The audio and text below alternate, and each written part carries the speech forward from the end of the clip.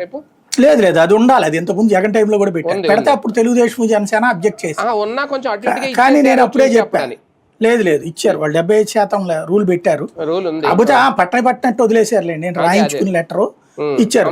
వీళ్ళైనా వీళ్ళ పార్టీ కార్యకర్తలకు అయితే అట్టిస్తారు రేపు పొద్దున, లేకపోతే ఎవరు. అంతే అంతే. కానీ ఒకటి సార్ 2014లో కూడా ఈ తరహా మనం చూసాం. అప్పుడు వచ్చిన తర్వాత రైతు రుణమాఫీ విషయంలో అప్పుడు కూడా 2-3 విడతలు అన్నారు. మొదట ఏది ఇచ్చారు కొంతమందికి, ఆ 10,000 లోపు ఏదో.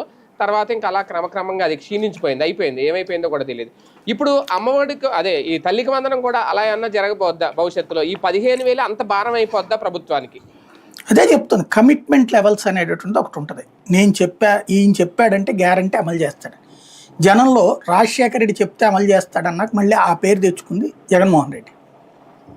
చంద్రబాబు నాయుడు ఈ దఫా మంచి అవకాశం ఆయనకి. ఇదివరకటి రోజులు ఎట్టున్నా సరే ఈ దఫా మాట మీద నిలబడ్డాడు, అన్నీ చేశాడని.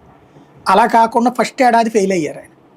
సెకండ్ ఏడాదన్నా అమలు చేయాల్సిన బాధ్యత ఉంది. ఇప్పటికి కూడా 1-2 అంటే కనుక ఇక చంద్రబాబునే గారు తెలుగుదేశాన్ని జీవితంలో నమ్మరు అనడానికి ఏం లేదు. ఎందుకంటే వాళ్ళకు ధైర్యం, మనం అధికారంలోకి రావడానికి ఎన్ని మాటలైనా చెప్తాం, ఆ తర్వాత మనం ఫెయిల్ అయినా మన మీడియా, మన సోషల్ మీడియా, మన మౌత్ పబ్లిసిటీతో అవతలోని బూతులు తిట్టి అంతకంటే ఎక్కువ ఇస్తామని మాటలు చెప్పి నమ్మించగలం.